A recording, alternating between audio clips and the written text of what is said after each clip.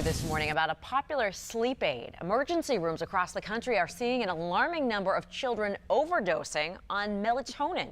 Now, in many cases, kids are eating too much of it because they think it's candy.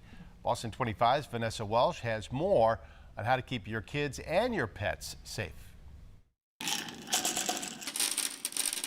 It helps me go to sleep. Melatonin is a popular sleep aid. Tony Strawn says she uses it from time to time. Whenever I'm having a hard time going to sleep. It's natural and sold over the counter, so it's easy to get.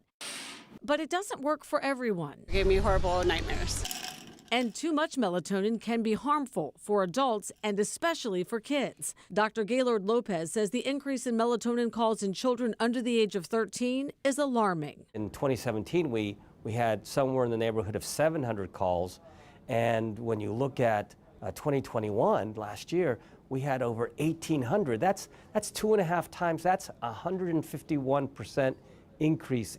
He says in many cases, kids are eating melatonin gummies that look like vitamins or candy. A case we had just the other day was a 4-year-old who got 24 melatonin gummies. Because if you see here, they look like candy. Kids will eat anything that looks like a snack. Dr. Lopez says the most common side effects are drowsiness and lethargy, but that can lead to bigger problems. But if a kid is walking around and they're drowsy and they trip and fall and now have a head injury, then you've got a problem. A new study shows a big jump in melatonin poisonings in children across the country, up 530% in the last 10 years. 2 children even died. Pharmacist Ira Katz says some parents give their children melatonin to help them fall asleep, but he says it should only be used in certain cases. Any child under the age of 3 should never be using it.